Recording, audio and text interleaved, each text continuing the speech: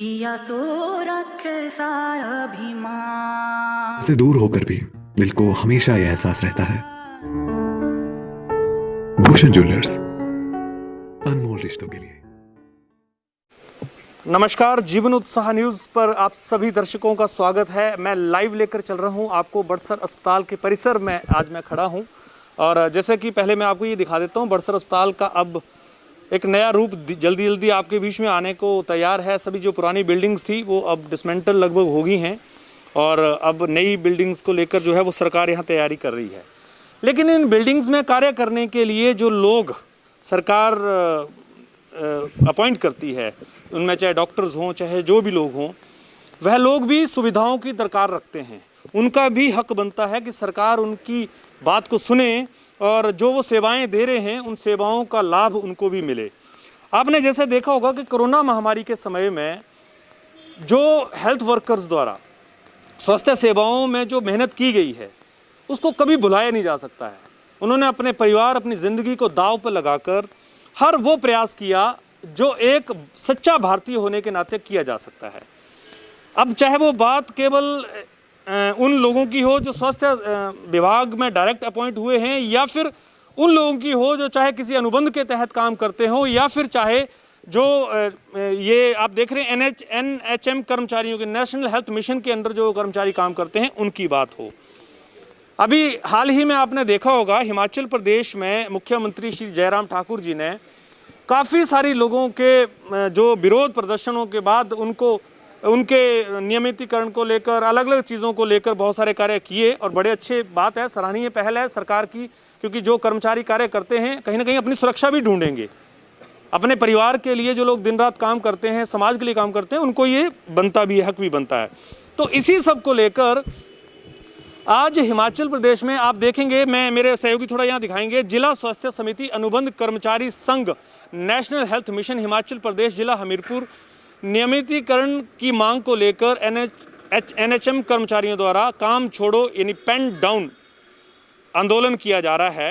हालांकि 27 तारीख से इन्होंने ये शुरुआत कर दी थी, लेकिन इन्होंने काम नहीं छोड़ा था। केवल काले रिबन बांधकर इन्होंने काम जारी रखा और सरकार को सांकेतिक रूप से ये बताया कि आप हमारे तरफ भी ध्यान दें, हमारे बारे में भी समझें, क्योंकि हमारे भी परिवार हैं, हम भी पिछले कई सालों से कार्य कर रहे हैं। जो हमें परिवार को चलाने के लिए सुविधाएं चाहिए या जो फंड्स चाहिए, जो पैसा चाहिए, वो हमारी पूर्ति नहीं हो रही है, क्योंकि काम हम पूरा कर रहे हैं।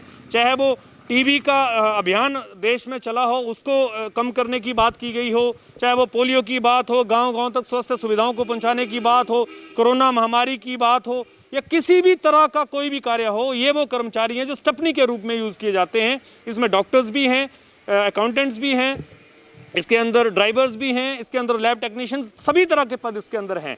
तो हमारे बीच में आज जो बड़सर में अभी हालांकि 1700 कर्मचारी इनके पूरे हिमाचल प्रदेश में हैं जो नियमित होने की बात कर रहे हैं सरकार के साथ में, और आज मैं लाइव आपको लेकर चल रहा हूं। इनके जो संगठन के लोग हैं यहाँ बैठे हुए हैं, हम उनसे बात करेंगे और उनसे समझेंगे कि क्या उनकी डिमांड्स हैं, क्या वो चाहते हैं और किस लिए ये पेन डाउन स्ट्राइक पर बैठे हुए हैं। तो हमारे बीच में पहले मैं यहाँ से शुरू करता हूँ। तो सर चलिए आपसे शुरू करते हैं हम, क्या आप लोगों की डिमांड है सरकार से और किस लिए आप पेन डाउन स्ट्राइक पर बैठे हुए हैं?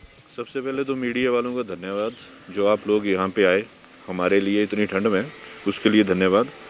हमारी जो गवर्नमेंट से मांग है, क्योंकि पिछले 24-25 सालों से हमारे जो लोग जो NHM से जुड़े हैं, हेल्थ सोसाइटी से जुड़े हैं, उनकी आज तक कोई भी पॉलिसी यानी कि उनकी जॉब सिक्योरिटी कोई भी नहीं है, जिसको लेके हम बैठे हैं कि हमने डिफरेंट प्रोग्राम्स में जो कि हिमाचल गवर्नमेंट के NHM के अंडर आते हैं, सब ने बढ़ चढ़ के भाग लिया और उनको टॉप पे पहुंचाया। लेकिन हमारे लिए गवर्नमेंट ने कुछ नहीं दिया। जितनी भी गवर्नमेंट्स हुई हैं आज तक, सब ने लॉलीपॉप ही दिया, कोई स्थायी पॉलिसी नहीं बनाई। तो हमारा सबका एक ही हिम्मत है, डिस्ट्रिक्ट लेवल पे, चाहे स्टेट लेवल पे, चाहे ब्लॉक लेवल पे, कि हमारे लिए एक पॉलिसी बनाई जाए ताकि हमारी एक जॉब सिक्योरिटी हो। नहीं तो उस चक्कर में हमारी फैमिली भी सिक्योर नहीं है। और कुछ लोग तो हमारे ऐसे हैं, 4 लोग जिनकी डेथ हुई है, तो उनके घर वालों को कोई क्लेम नहीं मिल पाया। तो हम आगे गवर्नमेंट से यही बोल रहे हैं कि आप हमारे लिए स्थायी पॉलिसी बनाएं। हमने आज तक काम किया है और आगे भी करेंगे, काम से हम मना नहीं कर रहे हैं, लेकिन हमारा भी कोई फ्यूचर सिक्योर होना चाहिए। तो अभी तक जैसे आप आज बैठे हैं, अभी आज तो पहला दिन है आपका, लेकिन 4-5 दिन से आप सांकेतिक रूप से धरना कर रहे थे, धरना इन द सेंस काम कर रहे थे, लेकिन आप अपना विरोध प्रदर्शन काला पट्टा लगा के दिखा रहे थे। तो इन 4-5 दिनों में क्या इसकी कोई प्रतिक्रिया या सरकार की तरफ से आपको कोई ऐसी बात मिली है कि आप इसको लेकर हम सोचेंगे कुछ, अभी कुछ ऐसा आया है? हमने 27 फरवरी से काले बिल्ले लगाना शुरू किए थे, जनवरी से सॉरी, और 1 फरवरी तक लगाए। जब गवर्नमेंट की तरफ से हमारी स्टेट हेल्थ सोसाइटी के जो लोग थे, कमेटी है, उनको कोई इनविटेशन नहीं आया, तो हमने 2 तारीख से इसका अल्टीमेटम पहले ही दे दिया था DC, SP, CMO, block level पे बीएमओस को। तो अब हमने 2 फरवरी से सांकेतिक रूप से काम छोड़ो पेन डाउन आंदोलन शुरू किया है। और आज अगर 3 बजे तक हमारी स्टेट कमेटी को गवर्नमेंट की तरफ से कोई इनविटेशन नहीं आता है वार्तालाप के लिए, तो ये एज इट इज़ ऐसे ही चलता रहेगा जब तक हमारे लिए रेगुलर पॉलिसी नहीं बनाई जाती गवर्नमेंट के द्वारा। जी, मैं यहाँ पर कुछ महिलाएं भी देखिए यहाँ पर बैठी हुई हैं, मैं उनसे भी एक बार ज़रूर कोई बात कराना चाहूँगा, क्योंकि ये विषय सभी का है, सभी से जुड़ा हुआ है। कहाँ आप में से कौन इस पे विषय पे बात करना चाहती हैं? मैम, आप अपना नाम बताएं और बताएं कि क्या आप लोगों की डिमांड है। जैसे कि इन्होंने तो अपनी डिमांड रखी दी है, बट आप अपनी डेजिग्नेशन भी बताएं और अपनी डिमांड भी रखें। मैं doctor Priyanka, medical officer Ayush, यहाँ पे पोस्टेड हूँ पिछले 6 साल से।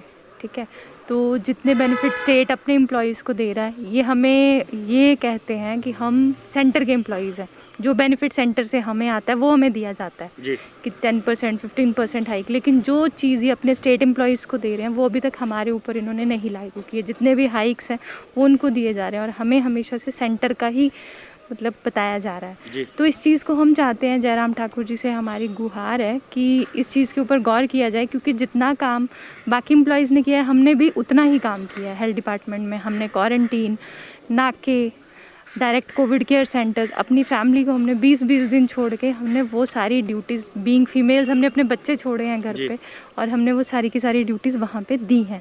तो ये आग्रह किया जाता है कि सब ये जितने बेनिफिट्स हैं सबको दिया जाए, क्योंकि जो इंसान रिटायर होकर घर जा रहा है 30 साल भी अगर उसको, जो लोग बेचारे 30 साल से लगे उनके अंदर कितनी फ्रस्ट्रेशन होगी, उनकी फैमिलीज़ को तो कोई बेनिफिट नहीं है इस चीज़ का। तो इस चीज़ के ऊपर जी डॉक्टर प्रियंका आपने अपनी बात रखी, बिल्कुल सही बात है। ये देखिए, मैं ये यहाँ पर एक बात कहना चाहूँगा, आप कोरोना योद्धा बोलिए, आप उनको किसी तरह का रिवार्ड दीजिए, लेकिन जो एक एक्चुअल रिवार्ड है, जो सरकारी नौकरी को लेकर सब लोगों के दिमाग में रहता है कि हमें एक सिक्योरिटी मिलनी चाहिए, वो सिक्योरिटी का कहीं ना कहीं ये लोग भी हकदार हैं। तो सरकार को ज़रूर इनके बारे में एक बार सोचना चाहिए और इन लोगों की उम्मीदें टूटें, इन लोगों का विश्वास सरकार से टूटे, इससे अच्छा है कि सरकार को इनसे बात करनी चाहिए। और अभी तो ये केवल 1700 एम्प्लॉइज़ है पूरे हिमाचल प्रदेश के अंदर, क्योंकि एवरेज अगर देखें तो एक डिस्ट्रिक्ट में 80-85 डिस्ट्रिक्ट हमीरपुर में होंगे, इसी तरह से पूरे हिमाचल प्रदेश में 1700 एम्प्लॉइज़ हैं। तो सरकार को इनके साथ क्या चर्चा करनी चाहिए, इनके जो यूनियंस के लोग हैं उनके साथ क्या बात करनी चाहिए, ये विषय सरकार का है, लेकिन स्वास्थ्य विभाग को ज़रूर इसके अंदर इंटरप्ट करना चाहिए। बीएमओ साहब का इसमें हम ज़रूर एक बार वर्जन आपका लाएंगे, लेकिन लाइव में नहीं, लेकिन उसके अलावा मैं आपको रिकॉर्डेड वर्जन दूंगा, उसमें बीएमओ साहब इसमें क्या बोलते हैं, उनका क्या मानना है, ब्लॉक मेडिकल ऑफिसर होने के नाते उनका क्या वर्जन है, आपके बीच में लेकर आएंगे। आइए आपकी बात कराते हैं डॉक्टर कालिया जी, जो बीएमओ हैं बड़सर डिवीज़न के, और इनसे हम पहले समझते हैं कि एनएचएम के जो एम्प्लॉयज़ आज स्ट्राइक पे बैठे हैं, पेन डाउन स्ट्राइक पर, उसको लेकर इनका क्या वर्जन है। सर, स्वागत है आपका जीवन उत्साह न्यूज़ पर। ये जो अब आज एम्प्लॉय आपके बड़सर में भी बैठे हैं, 17 के एम्प्लॉयज़ यहाँ पर हैं, तो क्या कहना चाहेंगे इनकी स्ट्राइक को लेकर, आपका क्या वर्जन है? ये जो एम्प्लॉई हैं जितने भी एनएचएफ में, मैक्सिमम एम्प्लॉई को 15-15, 20-20 साल जो हैं वो सर्विस करते हो गए हैं और उनकी जो चाहे तनख्वाह के बारे में कहिए या सरकार की तरफ से कोई पॉलिसी इनके लिए बनानी चाहिए, वो अभी तक ऐसा कुछ हुआ नहीं है। जबकि काम का बोझ इनके ऊपर बहुत ज़्यादा है और ये काफ़ी काम करते हैं, ईमानदारी से काम करते हैं। तो मेरा तो सरकार की तरफ से यही रहेगा कि या तो इनको जो पे है इसमें 5 या 10% जो साल में बढ़ाना चाहते हैं वो बढ़ाएं, या कोई पॉलिसी इनके लिए लाई जाए ताकि ये रेगुलर जो है वो हो सकें और अपने बच्चों का पेट जो है वो भली भांति में जो है वो पाल सकें। जी। तो अभी तक जो ये लोग स्ट्राइक पे बैठे हैं, इसको लेकर क्या आपसे कोई चर्चा किसी की हुई है, डीसी महोदय की, या किसी ने आपसे कोई चर्चा की है कि ये लोग बैठे हैं तो क्या कारण है? नहीं, मेरी अभी तक किसी भी हायर अथॉरिटी से कोई चर्चा नहीं हुई है। अभी आपसे कोई चर्चा नहीं हुई। जी सर, बहुत बहुत धन्यवाद आपका। तो यहाँ पर हमारे बीच में डॉक्टर कालिया जी जो BMO बड़सर हैं, उन्होंने बताया कि सरकार से भी इन्होंने ये बात कही है कि सरकार को इन एम्प्लॉयज़ के बारे में ज़रूर सोचना चाहिए। बहरहाल अब विषय केवल इतना है कि सरकारों को केवल कोरोना योद्धा बोलकर इनको सेटिस्फाइड कर देना सफिशिएंट नहीं है, बल्कि इसके साथ साथ में जो इनके ज़िंदगी को चलाने के लिए जो सुविधाएं चाहिए, जिस तरह से रेगुलर एम्प्लॉयज़ को मिलती हैं, वो मिलने की दरकार इनकी तरफ से है। ये चाहते हैं कि उनको भी वही सुविधाएं मिलें जो बाकी लोगों को मिल रही है। जीवन उत्साह न्यूज़ के साथ आप बने रहिए। बहुत बहुत धन्यवाद आप सबका। अगर आपको खबर अच्छी लगे तो आप ज़रूर शेयर कीजिए, ताकि इन लोगों को इनकी बात को पहुंचाने का एक सही माध्यम मिल सके। जीवन उत्साह न्यूज़ के साथ आप इसी तरह से बने। Thank you very much.